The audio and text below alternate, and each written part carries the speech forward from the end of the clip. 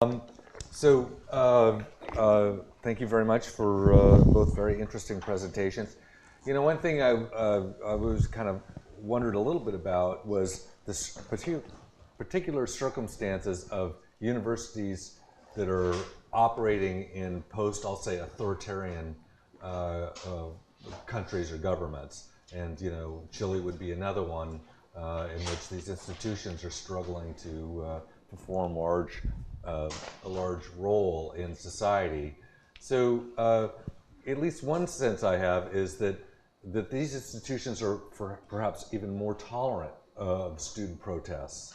That, you know, that it's a part of the culture of those countries, and that cracking down, for example, trying to control students. You know, they take over the rector's residence for 2 months, right? Now, some might say, well, that's unacceptable. But because of the history of colonialism or otherwise, there's a really significant tolerance towards student protesters. Do you want to comment or talk on that? Yeah, well, this indeed is true. We are in many situations more used to that. The question is related to what was just in the previous session. There are two factors that are a little bit different now.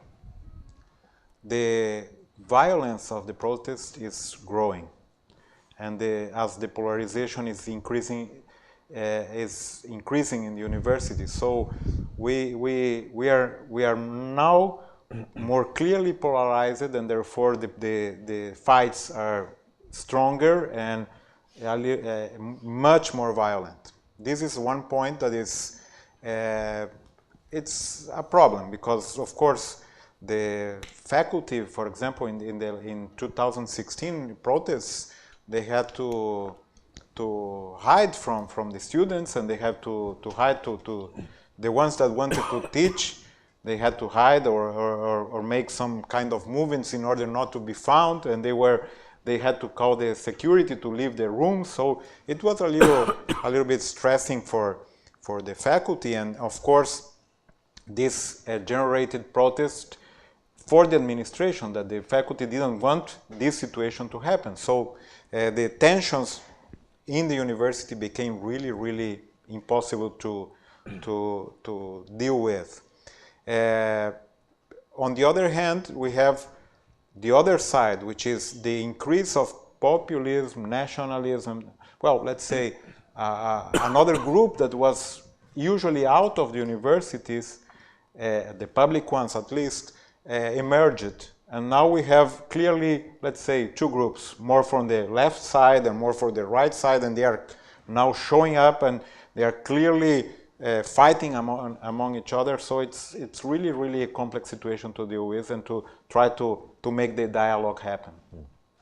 So I think you're right. There's much more latitude in a place like South Africa than perhaps will be even shown in the United States, right?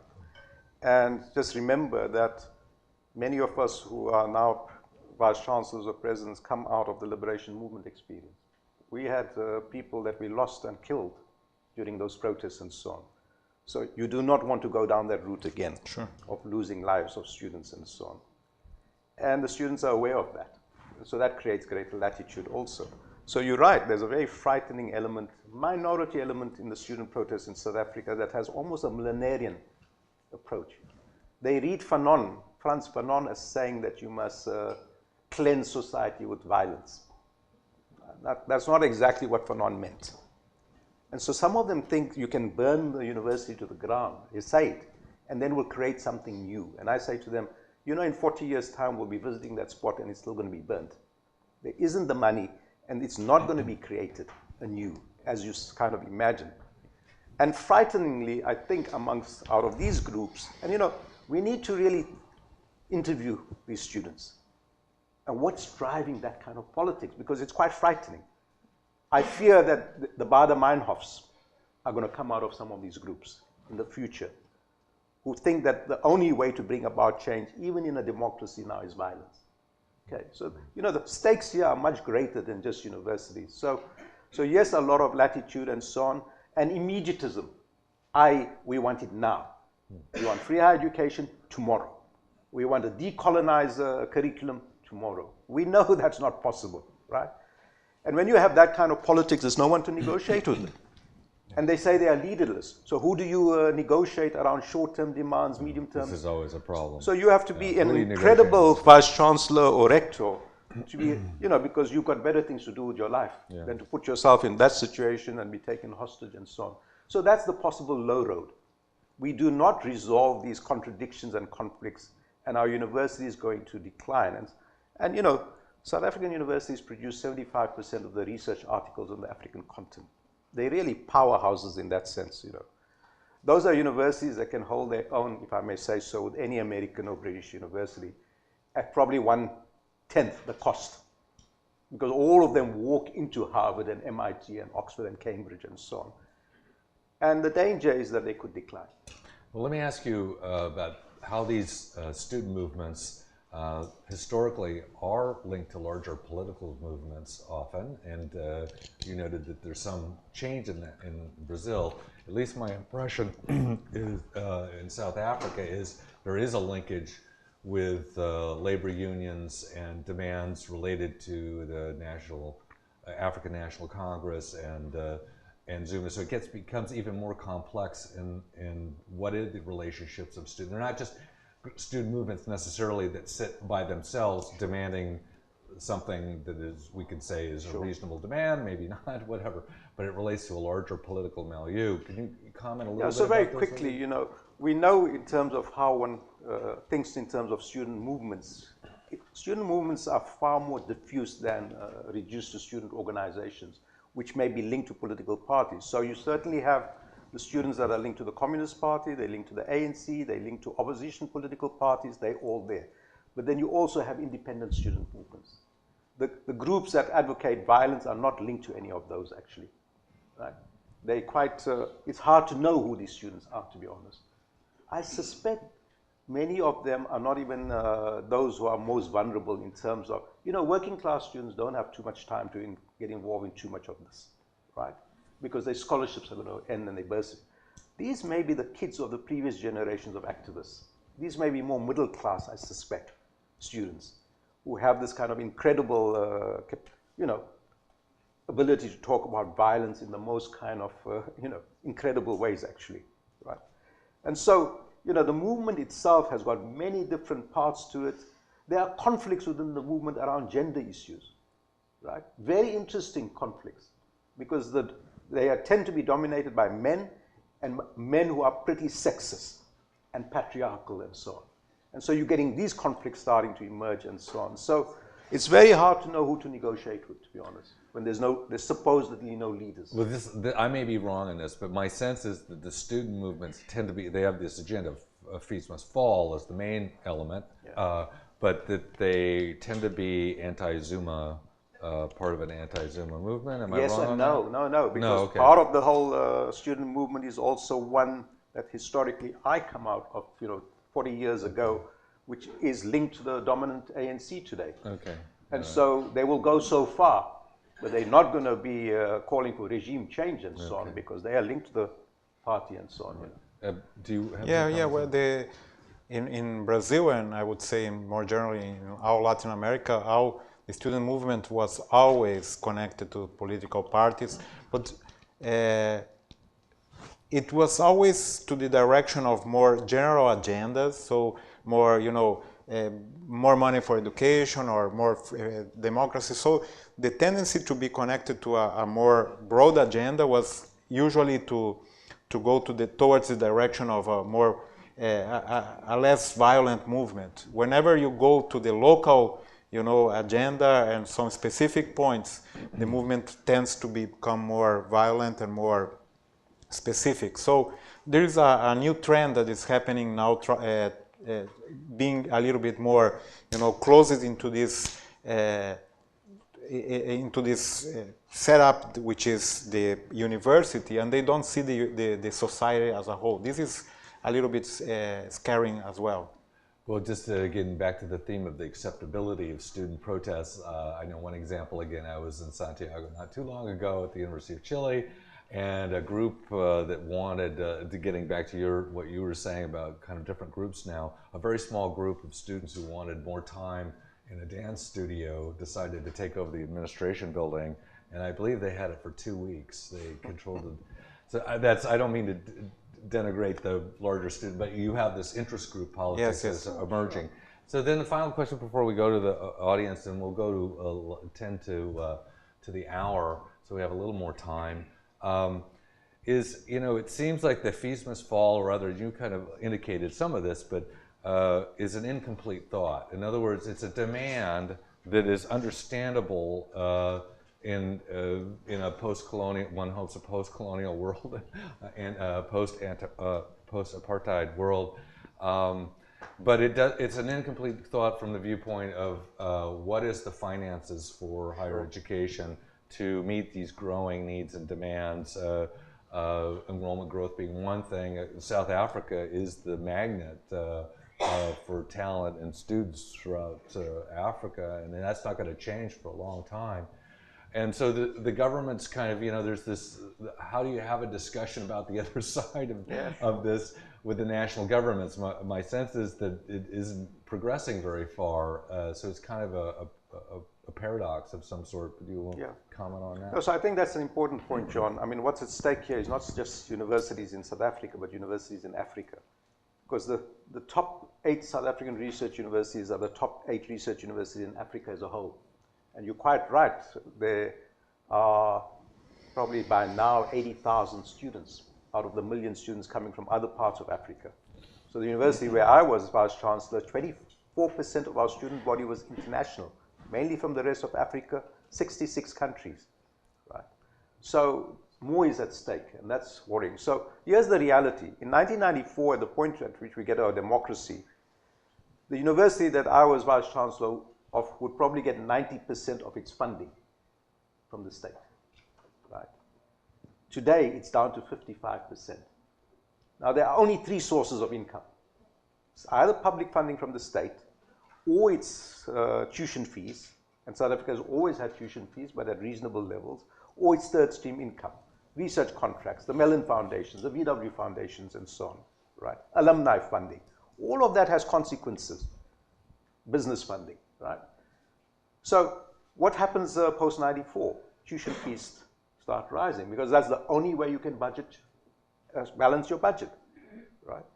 And who feels these increases? Not the kids of the rich or the middle classes. It's working class, lower, middle class parents who feel this.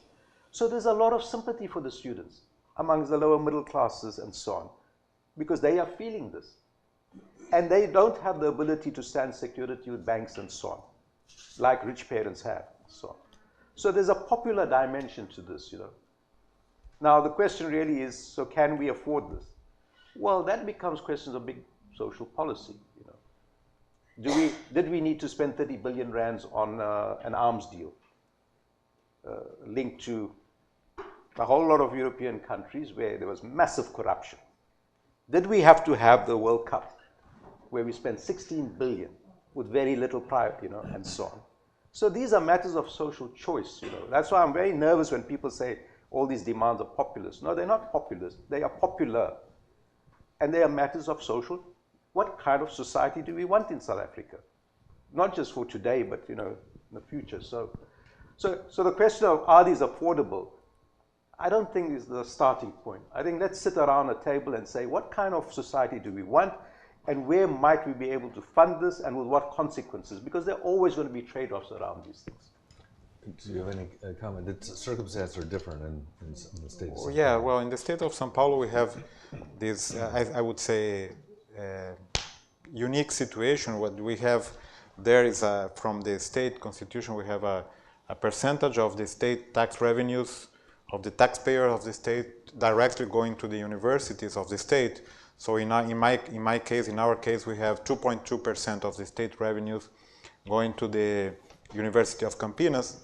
But on the other side, we have the autonomy to spend that, and we made, as a university, we made a kind of a mess in the last years. And now, when I received the university as a president, we had predicted a deficit of about $100 million for this year only, $100 million. The protests I showed they were because we wanted to find some ways in order to save some money from the money that we receive and try to reduce this deficit. And we proposed to, for example, one of the measures was to increase the value of our restaurant for the students from $2, which is about half dollar for a meal for lunch, to $4, which is something a little bit more than $1. And there were huge protests among the students. So this kind of situation, this is the disconnect, what I call the disconnection with reality, with the society. The society is paying for us. And this is something that sometimes the corporativism within the university cannot see, cannot discuss freely. Okay. I'm glad you said made a mess, because I think, universities have to take some responsibility for where we find ourselves in South Africa and elsewhere. And, we are very shy to take that responsibility. We're always ready to call out everyone else because we produce knowledge, But we hardly look at ourselves and sometimes the disastrous policies we've adopted. Sure. So here's just one example.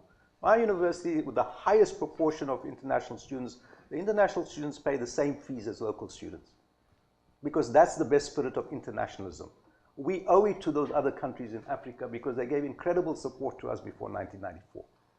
We were losing 15 million rands a year, right? Another university goes the other route. It sees international students as a way of making revenues. And then all other consequences come with that also, right? These are choices we have made ourselves, and we are having to now confront, So out to the audience, a couple of questions. Yes, Suzanne. And then, yeah. Thank you. I'm Susanna Lohman from UCLA. I have two questions about South Africa. The first one is, so it's clear that race is obviously the absolutely central thing in South Africa, but you did mention a little bit also sexism. And I have heard in newspapers and so forth, South Africa referred to as the rape capital of the world. And so it does seem that for a middle-income country, not like a primitive poor country, but a middle-income country, South Africa is unusually sexist. And I wonder what you think are the roots of that, and are they in the university system? And then my second question is, so you basically said, there's these foreign ideologies, as in Washington Consensus and world-class university rankings, that are messing things up. And then you say there's the students who are right to protest, but they are kind of misguided, because they want to burn the universities. So I'm thinking, if you want to have change, somebody obviously has to be the carrier of that change. And who is that somebody? Is it the faculty? Is it the middle class? Is it voters? Is it politicians? I actually don't see any kind of group that actually wants to bring about what you call deracialization and decolonization of the universities. So I think probably it won't happen, right? So those are two big questions. Know, so you need to be you can never understand South Africa if you just see it in terms of race or gender. The constant question you have to ask is this fancy word called intersectionality that has started here. We have used for years the idea of articulation of race, class, and gender. You cannot understand South Africa with that, because post-94, there are people who have done incredibly well out of South Africa. And you can only understand that in terms of class and the articulation of race and class and so on. Yes, it's why do we have such violence against women in South Africa? We need to put our heads around that. And it has to do with our past also. But let's not just blame the past. What is it? It's not in our genes, I can assure you that, right? But we are a violent society. And here's to the credit of South African universities. We will say how many people are being raped, because many other universities are not saying how many people are being raped every year at our universities. It's one of those things we shove under the carpets with great harm to women and our institutional cultures and so on. Okay? So, there are massive challenges, and they are linked to race, class, and gender, and a colonial past, and an apartheid brutal period, which our universities have are not free from. The second part is, yes, these are the paradoxes of new society. We are constrained, make no doubt about it. The neoliberal orthodoxies constrain the ability of South Africa to transform itself. That's where the Washington consensus comes in. We have not been able to follow policies that are more appropriate for our country because the markets will punish us. And the question really is, can you continue on this path? Because it's not leading us to the kind of society we want. So, brief question, you had one? Yes.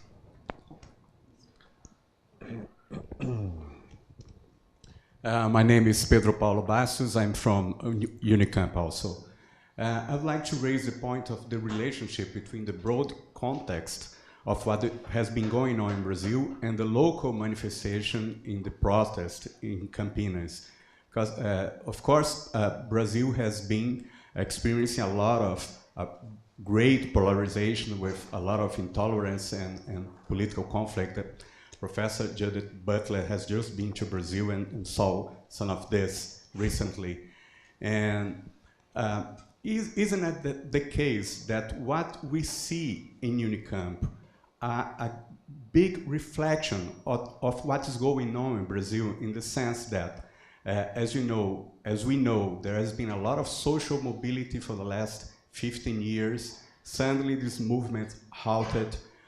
On the other hand, has been a lot of resistance to this social mobility, and also as long as the tax receipts fell fantastically with the reception, there's been also much more fight against how to use scarce resources.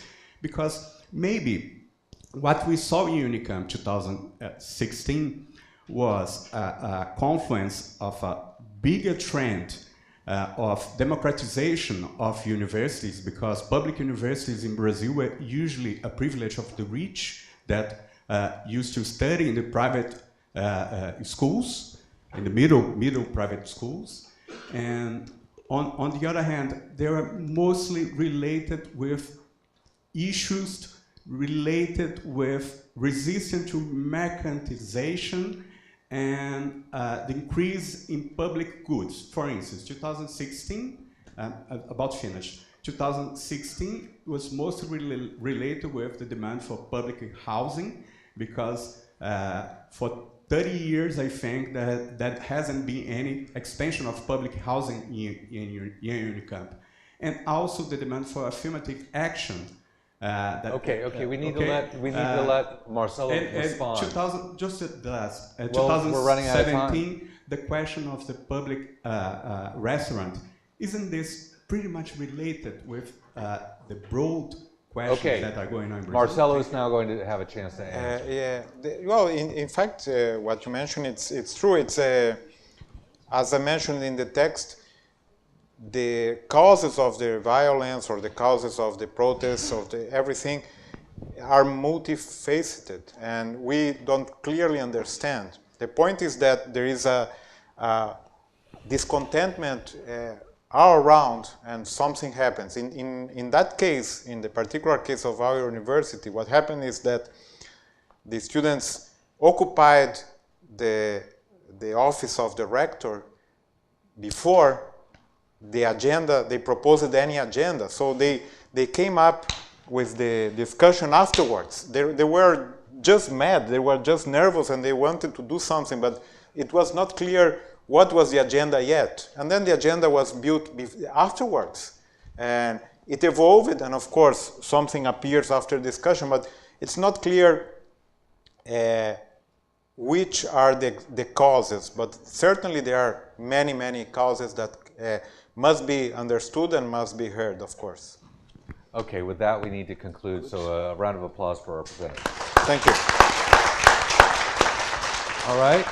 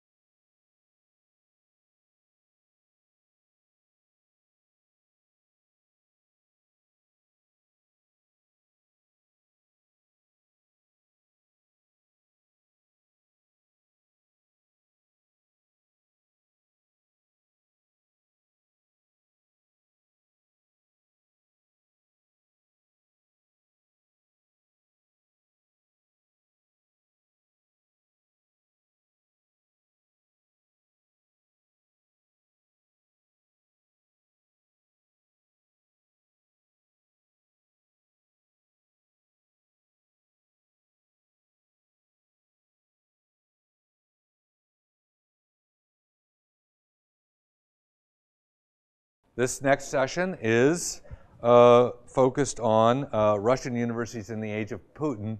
And if you noticed, in the session this afternoon, we have American universities in the age of Trump. So we hope there'll be perhaps some interesting parallels, but we don't know for sure. And so very pleased to have George Breslauer here to help lead the discussion. George is a professor of political science and is a former provost here at Berkeley and an expert in all things Russia, with, I think, a bit focused largely on the Gorbachev era and that transitional period. And then we have Isaac Frauman, who is the director of the Institute of Education at Higher School of Economics. As I noted before, HSE is a very important collaborator with the Center for Studies in Higher Ed, with the Student Experience and Research University Consortium. And then we have Alexander Sidorkin, who is a former dean at Higher School of Economics in Moscow, but now, very interestingly, is the Dean of Education at Sac State. So we're really pleased to have you, and I've met you a number of times, so thank you very much. So first, George. When I was asked whether I would serve as sort of a moderator on this panel, I was pretty excited to see that we had two specialists who have had extensive experience with the Higher School of Economics in Moscow, both as scholars and as administrators. And my attitude was, I'm going to learn a lot about the impact of the new nationalism, or Putin's new nationalism, on higher education in Russia. I'm not going to pretend to have the answers, but I am going to raise a number of questions. It's not in order to constrain the discussion to those questions. It's not even to, in any sense, informally require that these be the questions that our guests from both Moscow and Sacramento will address or answer. But these are the questions that come to my mind. And strikingly, having sat through the last session, I assure you that student populist movements are not the center of attention in higher education in Russia today. Rather, if the last session looked at the bottom-up perspective, the new nationalism in Russia and its impact on higher education is going to be more top-down than that. So these are the questions that came to my mind. One is, unusually, Russian universities have gone through two transitions. There was the Soviet Union with its higher educational establishment, and then when the collapse of communism and the collapse of the Soviet Union transpired, we then went through a transitional period of the 1990s before Putin came to power and before this concept of the new nationalism became stronger and stronger under Putin. So it's a double transition. And the question on my mind was, how much changed in the 90s as a result of the collapse of the Soviet Union, and how much in turn has changed since Putin came to power with his more great power nationalist perspective and approach to politics? Has there been a dual transition, or is the educational sector somewhat different from other sectors? A second question that came to my mind was, Putin's new nationalism coincides with a state-led campaign to invest large sums in scientific research at key universities in hopes of getting a good number of Russian universities soon ranked among the top 100 globally. As far as one can tell, is this campaign having an impact that is likely to advance this goal? And if it is having a positive impact, it could have a negative impact if it just becomes campaignism, and that in turn leads to dissimulation from below. But if it is having a positive impact, is this a possibly positive effect of the new nationalism? A new nationalism that is tempered to some extent by an interest in how the world views Russia and its higher educational sector. In other words, a globalist mentality that tempers what might otherwise be more isolationist approaches to a new nationalism. Another question that came to my mind was, does the new nationalism impact disciplines differently? Is it perhaps that the sciences and engineering benefit disproportionately while the humanities suffer from lack of extra investment? Is the approach of this new effort to get ranked highly one that is heavily focused on the sciences and engineering?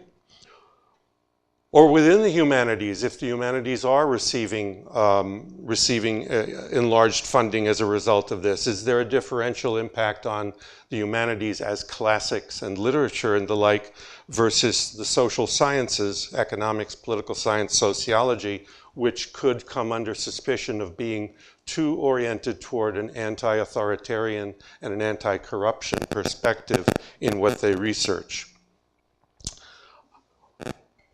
Wherever you might see the impact of the new nationalism at the university, how is this affecting research? Does it affect the choice of research topics? Does it affect the decisions by students as to the areas in which they would like to specialize? Does it affect decisions by university administrators about the allocation of resources within their institution? Does it affect decisions by the Ministry of Higher Education about the allocation of resources among institutions? Does it affect decisions about which professors to hire, which researchers to hire, and which not to? Put differently, how much university autonomy from diktat by political and ministerial authorities has been lost as a result of the new nationalism? Incidentally, I've shared these questions with our two guests, and they will decide which, if any, to address, but I'm not surprising them with these questions, so I'm not trying to be unfair here.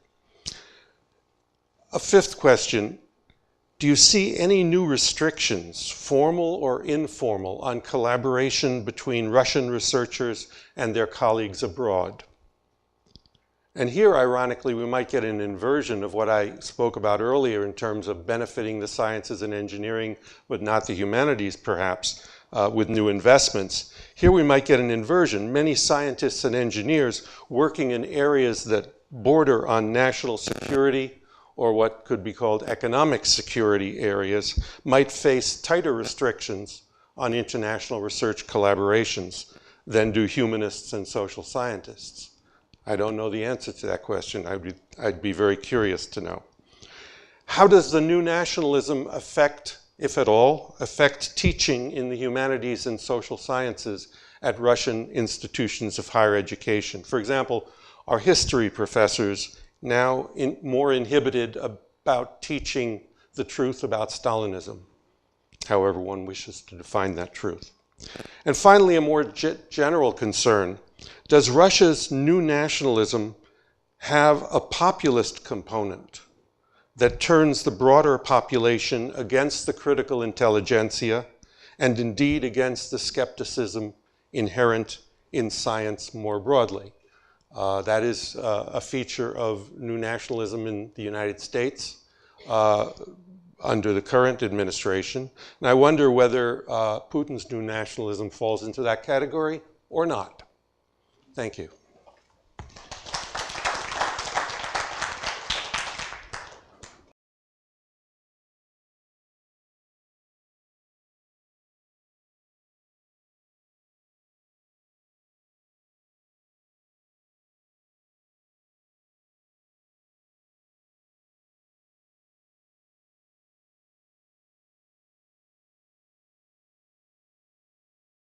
Thank George for very provocative and inspiring questions. I'm trying to respond partially, and I put this quotation from Spinoza: "Not to love, not to lament, not to detest, but to understand," because in our discussions on the new nationalism at this conference, we often fall in kind of normative conversation about what universities must do, what universities should do, what is right, what is wrong.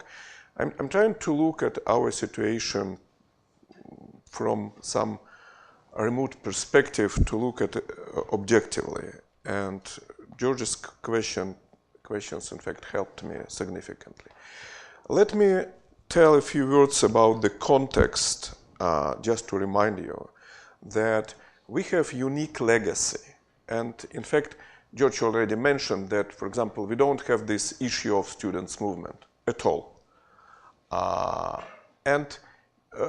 It's partially because we have very specific legacy, and we have a higher education system that was designed for different purposes, survived perestroika, and Russian higher education system or Soviet higher education system was designed as a factory, as a part of the unified factory that Lenin envisaged as a socialist economy. Here we have his famous quotation that socialist society is one factory, and higher education was considered as a manpower production division of this big state corporation. We now study the Soviet education, and we call it quasi-corporate higher education system. And it explains why it was very highly specialized, why universities were located near the production facilities, and graduates were placed to the particular jobs by Central Planning Commission. Another important feature of the Soviet education project was that it was also a factory for producing new people. And again, Lenin mentioned in 1918 that the main function of the education system is to teach communism. The task of young people is to study communism. And this is why ideological courses were compulsory part of the curriculum for everyone. Any attempts to question the basic provisions of Marxist-Leninism were suppressed, and almost 100% of students were members of Young Communist Union. And interestingly enough, it's important for the further discussion that Soviet system really suppressed any nationalism in 15 Soviet republics, including Russia. So it was Soviet nationalist system, I would call it. And without detailed discussion, I can tell that our analysis show that structurally the public higher education system in Russia changed very little since 1939. It's very simple. You look at the number of universities in 1939, and you see that in 2011, the number of universities were almost the same. So the structure of highly specialized universities, their distribution, etc., remained almost the same. It doesn't mean, so that's just a nice picture of young builders, young creators of communism, the mandatory posters that we had in our universities later on without Stalin.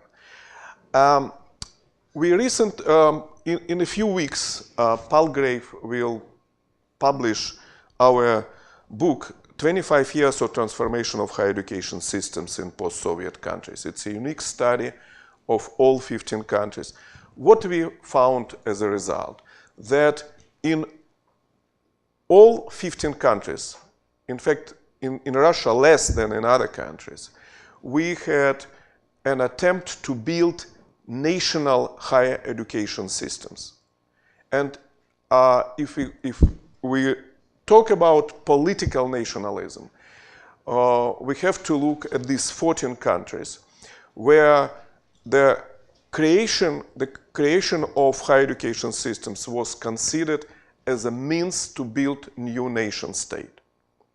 In the Russia, in fact, situation was a bit different because after perestroika, the law on education of 1992 and the constitution and Russian constitution of 1993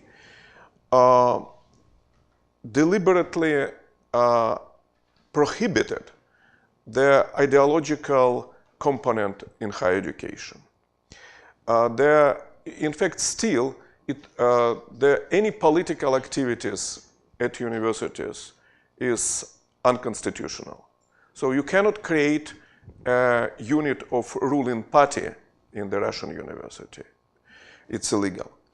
Also, the mandatory distribution of university graduates was abolished. There was, again, abolition of ideological training. Universities got greater autonomy in curriculum. So this is the first period that George mentioned, early 90s.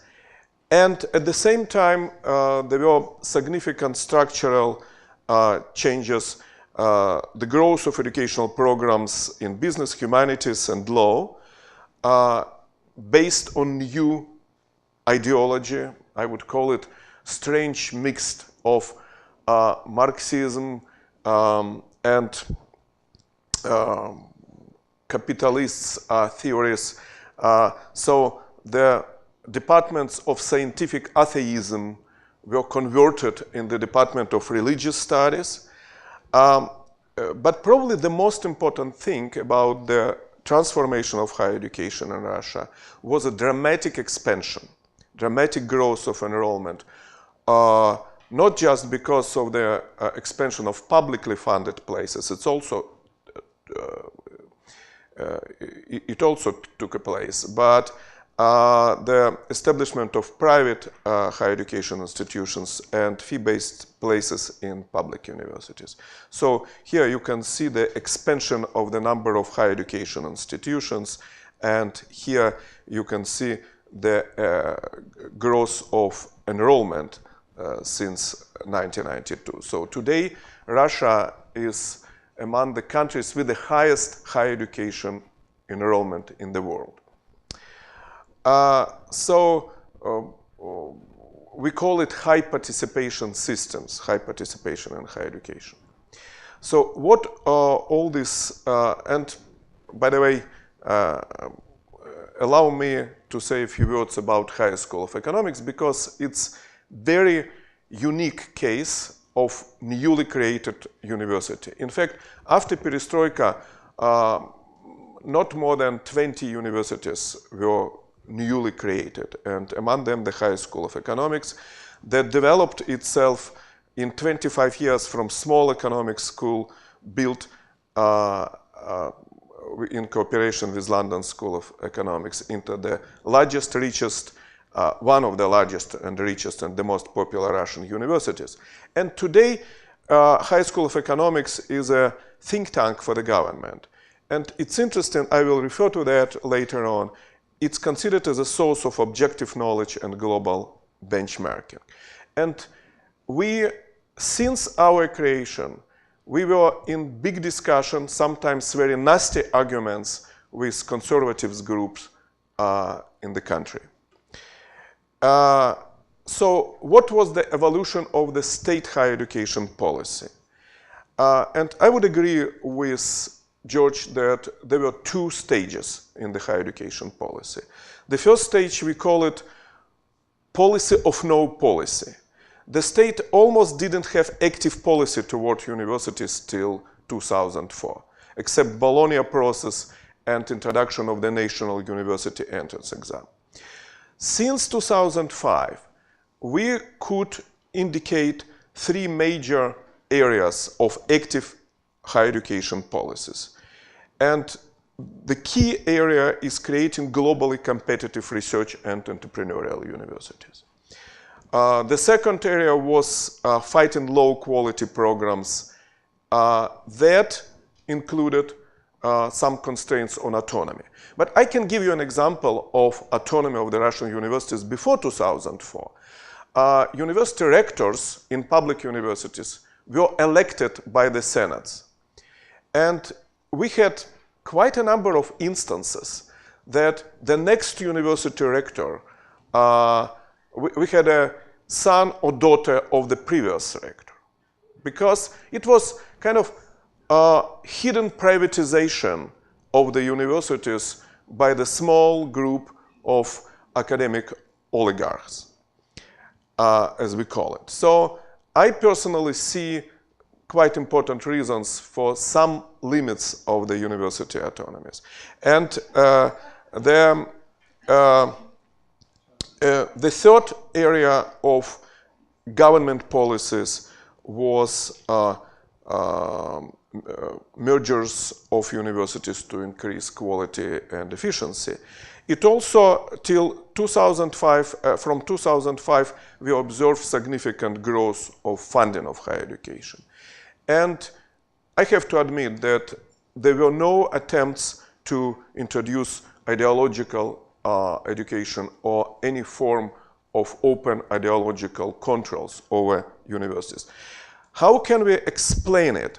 And in fact, I skip this slide and come back to it in a few minutes, and this is my last slide. I guess that we have to make a distinction between economic and political nationalism when we discuss the new nationalism and the Russian universities. Economic nationalism, and Igor and some other colleagues yesterday mentioned that, implies that has as priority international competitiveness. And universities are considered as drivers of this competitiveness. So here we have this emphasis on research, innovations, linkages with labor market. And and these policies of increasing competitiveness really leads to some paradoxical consequences. So I have here three main initiatives of the Russian government: Russian Excellence Initiative that George mentioned, creation of, together with MIT, School of Science and Technology, Skolkovo Institute of Science and Technology, and global education program which aims to send hundreds of Russian students abroad every year. And first I have to respond to George's question that Russian Excellence Initiative, even it's quite young, it does have positive impact. And it does have real results in terms of research productivity, etc. But it has very strong impact on internationalization of the Russian universities. And here you see that 400% growth of number of academics participated in short-term academic mobility in 2016 compared to 2012. More than 100 managers with international experience appeared in the Russian universities almost from zero in 2013. So it's interesting that this economic nationalism leads to greater internationalization and creation of the global public good. What about the political nationalism? Even I said that it was not translated into direct government influence to the actions toward universities, with few exceptions.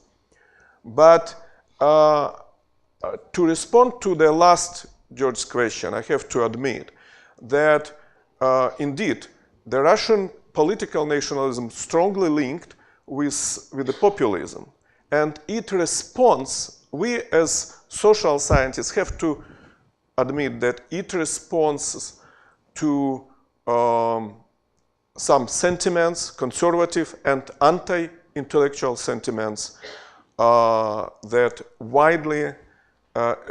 exist in the Russian society. And we, as university people cannot ignore these sentiments. We cannot ignore this influence. And I guess it would be very interesting to discuss how can we respond to that. Thanks.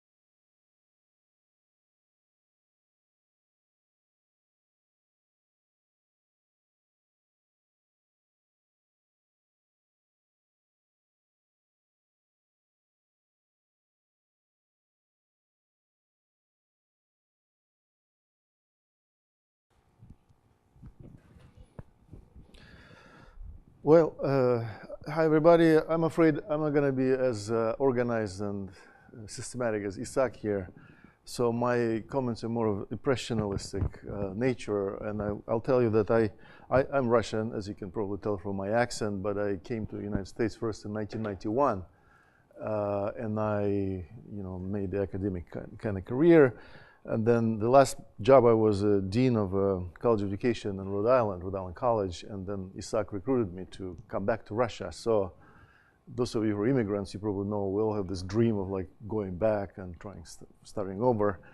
So I can tell you all about how that works.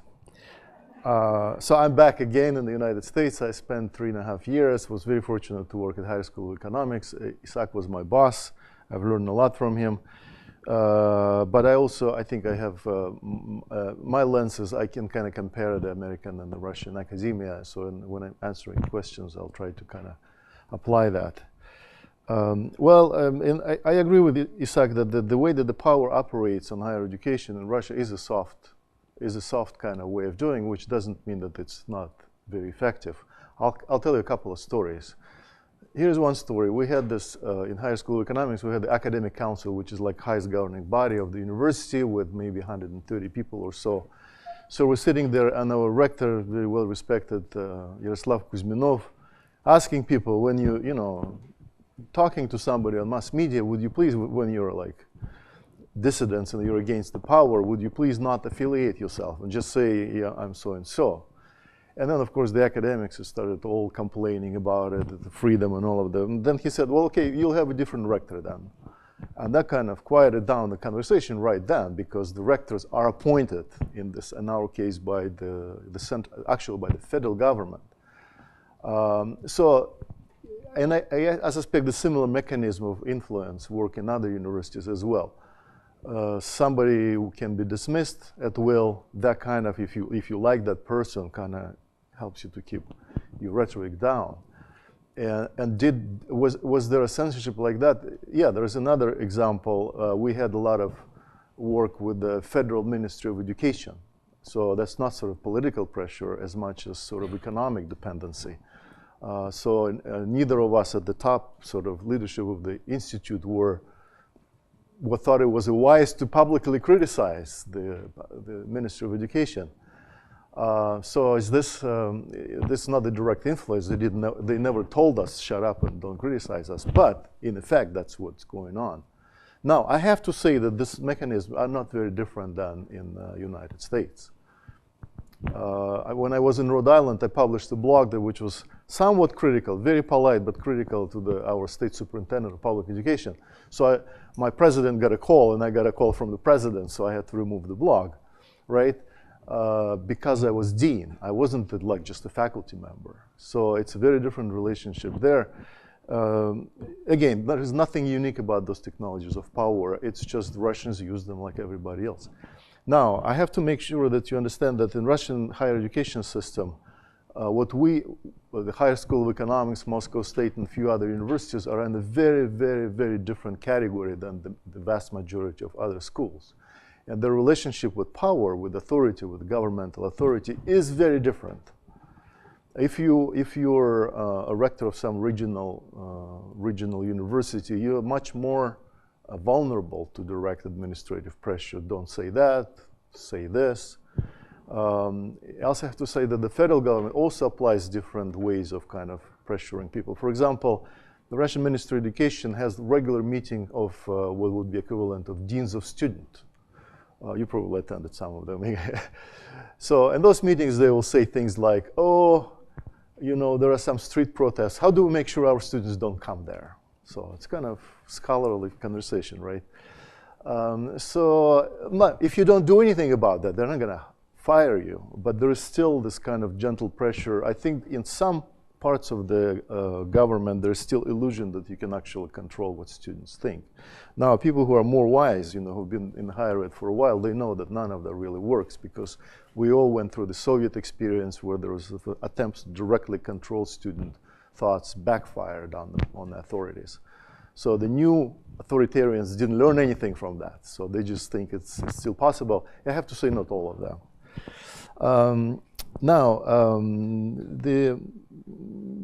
I'm not a political scientist, but I think the kind of the species of nationalism that is in Russia are somewhat different than the one that is prevalent, and not prevalent, but is emerging in, for example, United States or Europe. It's not that new, that kind of breed of nationalism. It's fairly old. And it operates, I think what Putin and his government discovered is really what Nixon's Southern strategy was. So if you appeal to the sort of massive prejudice and kind of conservative social majority, then you can get votes and get elected. And also what they discovered, also there are ways to manufacture more of the conservative thoughts, which I think is very interesting. And I think we have to recognize that we live in a very different informational world. We kind of passed the age of mass media, and we're in the age of social media, which turned out to be very different. I mean, none of us were prepared to deal with that. I was in Russia for 3.5 years, right? So I saw how the Russian Facebook, which was very lively and active and very political, over the 3 years, gradually the space of free thought was shrinking and shrinking and shrinking. So the Russians didn't do what the Chinese do. They didn't erect a cyber wall. Instead, they hired hundreds of trolls that would kind of infiltrate it from inside and kind of gradually dampen the activity on social media. And also, what they figure out is that you don't have to imprison many people. You just imprison 1 or 2 for reposting something on Facebook, and suddenly everybody is less willing to criticize the government. So again, this phenomenon is actually common. There's nothing unique about that. It may have like some of this kind of the first shot of this social media information wars may be fired in Russia, but we absolutely has no unique knowledge of that or monopoly on that technology. In fact, if you look at sort of the alt-right American movement and the Russians, so there's some debate about the degree of influence, but I think it's clear to me that they're akin and they use the same methodologies of influencing public consciousness. Now, going back to the government, I think it's important to understand that in Russian context, the governments, both the federal and the regional, and they're not solid. I mean, it's very complex, actually, kind of a compromise. There are still very strong modernization kind of wing.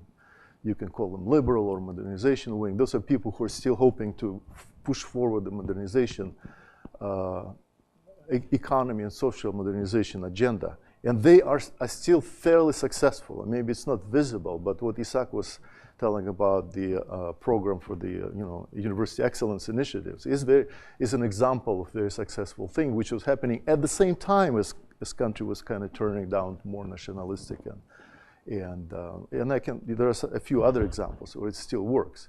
So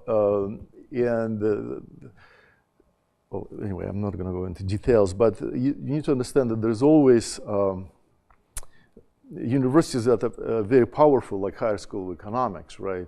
They have the friends in the government, and they have also bitter enemies in the same government. So their ability to survive and to kind of flourish depends on their kind of knowledge of how the politics works. And I'm not talking about public politics. I'm talking about the internal politics of fairly authoritarian overall regime. So I don't think there is any way to trace the impact on curriculum that the nationalism has. I'm sure it does exist, though, because especially if you go to regional universities, there are a lot of students who have this kind of patriotic, nationalistic, brainwashed, I would say, outlook on the world. And of course, their professors cannot be constantly antagonizing them. So you kind of have to, even if you personally are more liberal, you have to kind of adjust to that situation. Again, that's not that different when I was teaching in Northwest Ohio. Do you know what I mean? It's like, do you want to alienate all your students, or you just want to kind of teach them something? I think there is we all need to kind of face that. There was a writer, Richard Hofstadter is his name. He wrote a very famous essay. I'm out of time? Yeah. Okay. All right. Sorry. Yeah. So it's called the Paranoid Style in American Politics. So if you haven't read it, take a look at it, because his theory is that the paranoid mind is very, very old phenomenon. It looks like the social media gave it, the old virus, sort of a new vehicle to spread, right? And I really don't think we can battle it with more critical thinking. If you look at paranoics, they're the most critically thinking people you can find. They have references, they have thick books, they always cite some evidence and all of that. So I don't think that's the case. So our students in higher school of economics, they're immune to it because they trust us. So we really need to teach students to trust somebody, because you can't really weigh all the evidence that is available.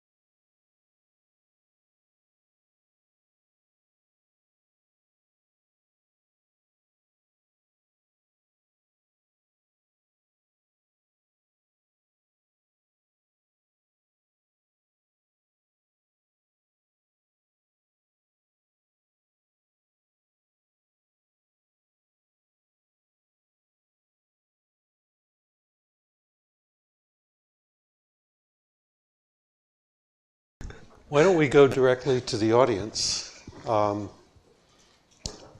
Unless, Isaac, you wanted to comment upon what you've heard since you spoke? No, maybe we have questions. Okay. And then. It would be nice if you asked a few questions at the beginning and we conversed for a little bit before going into the floor. Okay. Okay.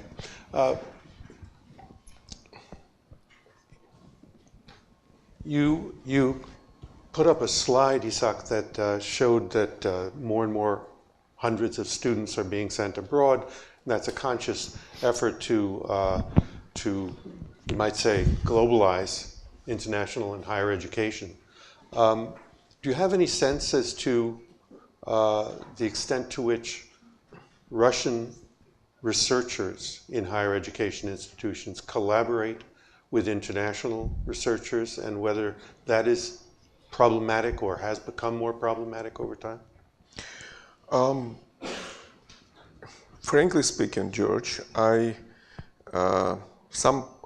the last couple of years, I more often had problems in building research collaboration in the West than in Russia, to be frank, for obvious reasons. So again, within these programs of research excellence, the collaboration is very much supported. There are instances, and I do remember a great guy from Madison, Wisconsin, who got his grant from the Ministry of Defense, from the Department of Defense, and and asked for sociological study in Russia. It's a well-published story, and it was a big scandal that the U.S. Department of Defense contracted Russian sociologists to do sociological study. So, but maybe I know a couple of more such instances, but in general, we don't see. I see the development of last 4 or 5 years as a positive for international collaboration, with obviously some self-censorship in terms of what you are going to study. Do you have any thoughts on that? Well, I agree. I mean, we had actually, when I first came in 2013, like we would have a conference and somebody would write me from the States and saying, well, you have this anti-gay law, our students are not coming. So this kind of things.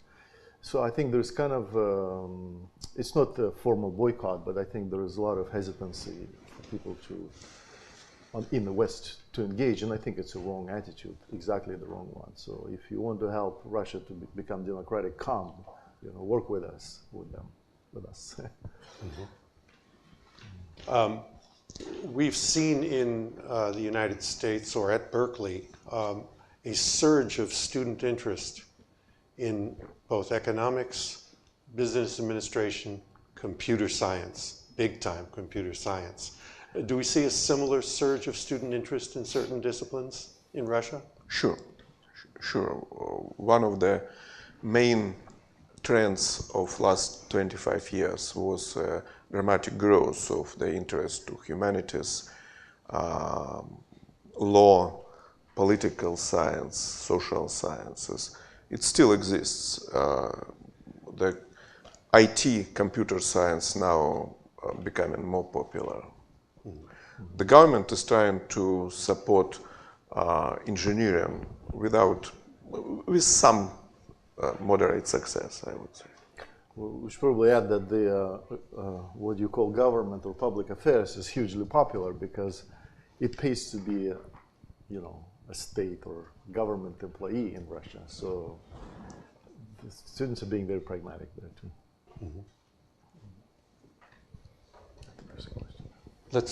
Yes. Fascinating presentation. My name is Rahul. I'm with Study Portals. My question is related to the BRICS framework and especially the role of authoritarian or top-down government in creating government excellence projects. So, of the 5 countries in BRICS, India, South Africa, Brazil, all 3 of them are more democratic in a sense. And all 3 of them have tried their own versions of creating high quality global excellence projects. All of them have gone nowhere. China and Russia, they both are trying their own global excellence projects. Both of them seem to be moving forward. And I'm just commenting, especially to Isaac's point, that economic nationalism is good. It helps in internationalization, and it helps in building good quality higher education system. So to comment from both the panelists, is authoritarian government good in terms of building world-class education system?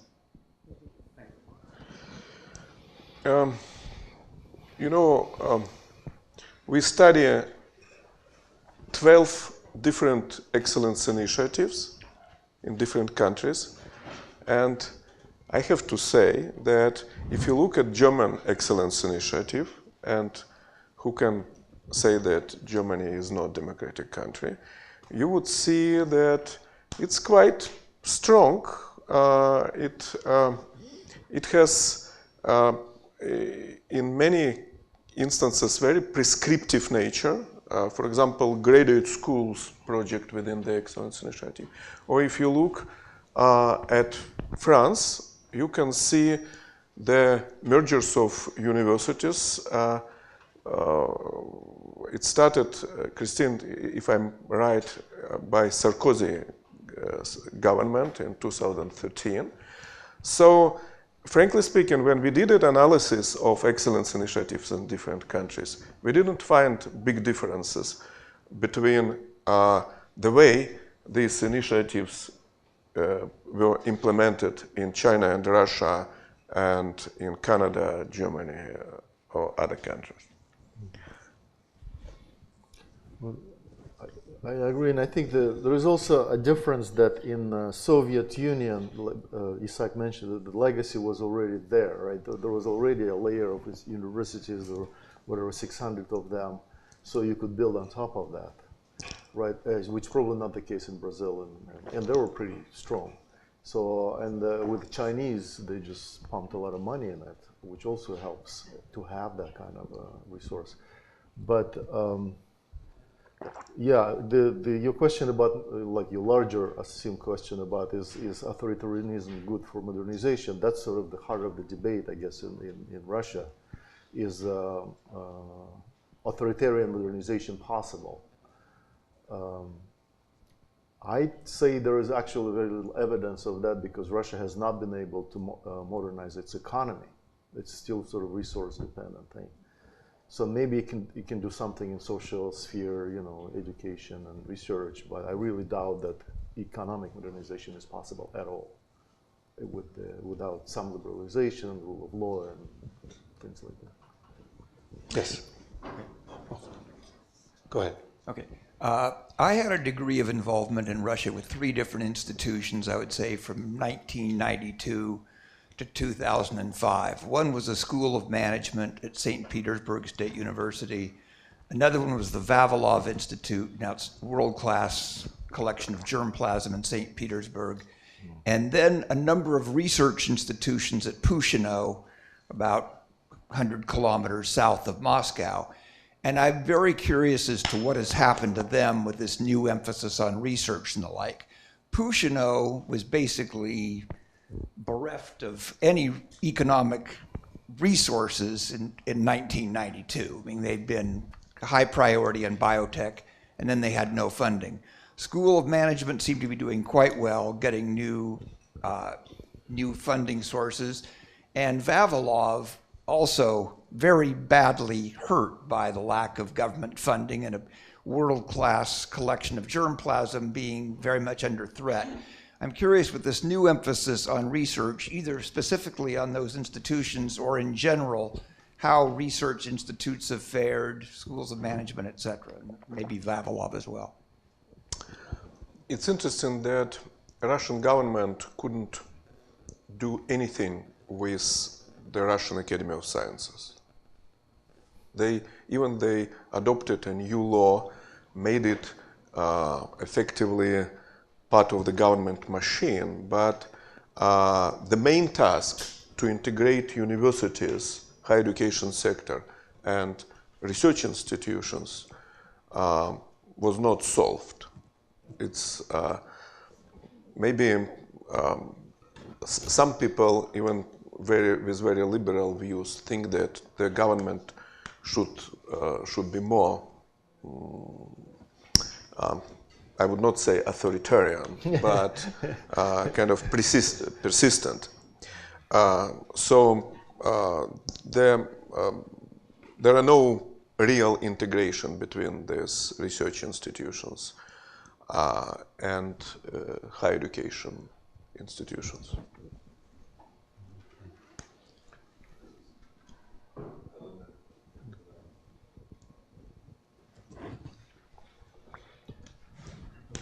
Just a comment, we never had an excellence initiative. We had a Science Without Borders, which is just internationalization. I'd like to make a comment. There's an interesting fact that Brazil and Russia, now if you look at indicators like bibliometric indicators, level of international collaboration of published scientific papers and so on, they're very close. Which is pretty surprising, because if you look at the history of Soviet or Russia science, it's a much longer history. You had universities already in the 1700s and science in the 1900s. So what I have seen is some evolution of Russia actually upwards, both in percentage of international collaboration and citation indexes and so on, whatever they mean, but it's part of the thing. So do you see there is these initiatives? What are actual impacts of that in terms of support by government to specific institutions or to specific segments? Is that concentrated on research as in most cases? Or is there also a worry about the level quality of undergraduate education? I mean, is the quality of undergraduate, we see these huge numbers. Russia is always on the top of percentage of people participating in higher education. What about the quality? Is there a way of gauging that and so on? Very briefly, first, indeed, the government now, and starting from 2005, concentrated on the research excellence because of, indeed, Russian indicators of research productivity failed significantly in 90s. And starting probably from 2011, there was a growing interest to the quality of undergraduate education. And again, here we have some issues with university autonomy. Because on the one hand, we protest when the accreditation agency is too active. On the other hand, we indeed observed a number of low-quality institutions semi-privatized, like Trump University, effectively selling the diploma. So now the government is trying to do some relatively intelligent things to make universities more transparent for the students and grow and raise the quality of undergraduate education. But this process has just started. Well, yeah, I think Igor here would probably know more about that. I think you're absolutely right. There is a lot of issues with quality whenever you massify your higher ed, right? I mean, it's just a given. And Russia has fair share of terrible undergraduate teaching and learning, but I don't think it has to do much with the push for research. That precedes and pre-existed. In fact, did you have a paper about the, there might be a slight negligible effect when you like push the university into research agenda on the quality of undergraduate teaching, but it's nowhere near to where you would worry about it. Is it accurate? Yeah, so it's no, I don't think so. I don't think there's any evidence that the push to research actually decrease the quality of undergraduate education. Probably the opposite is true, and so I mean, at least in research universities, you can't say that that's the case. You know, the trade-off between research and teaching can sometimes be posed in a positive way to suggest that there's not a trade-off, and that is that good research leads to better teaching because you're giving your students that which you are most excited about and that which is newest and freshest in the findings. But the trade-off comes when you have large new amounts of funds pumped into universities for research purposes by their best researchers without any reduction in their teaching load. Then you're asking them to become a super person.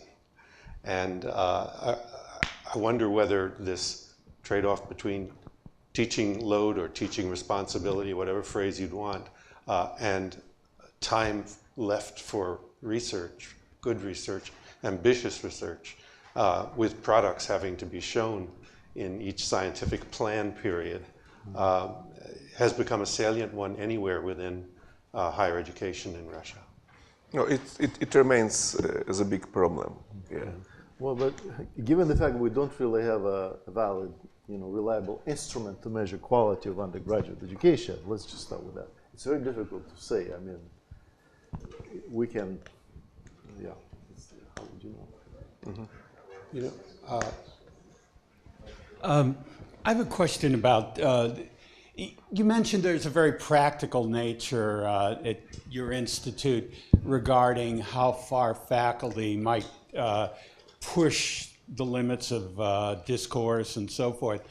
In the social sciences, I'm curious, what are the limits that you would see in looking to the political system and discussing it and examining it, or is that really not something that's going to take place in the academy and more in a public arena?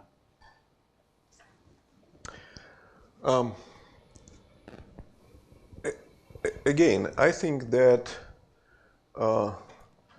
there is a kind of feeling of, if you are talking about academic discussions, there is a feeling of some, not maybe self-censorship, but sensitivity. I can tell you, for example, I'm head of Institute of Education, and I know that the quality that the most conservative part of our education systems are teachers. But I would probably don't come to the big conference and present it as a result of my research. I would probably discuss it in more specialized, smaller seminars or something like that, or write a note or policy note to the Minister of Education. So again, we started, and George started from, ended with the last question about populism.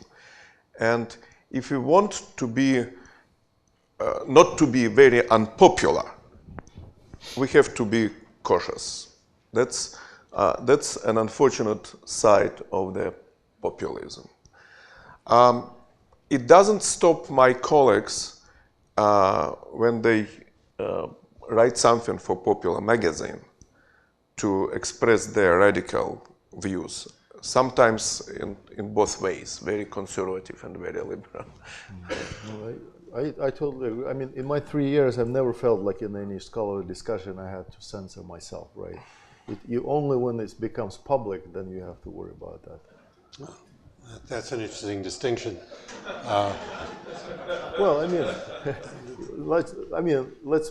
whatever I say here today is not going to make it into the news, right? Sacramento Bee is not going to write about that conference. So it's the same thing in Russia. You can walk through higher school economics and see a seminar on authoritarianism or on Putin's, on political machine. All of that could be discussed and published in special journals. Now, if I'd write to I think we should conclude because we're a little late on time and we need to go to lunch, so a round of applause for our Thank you very much. Thank you.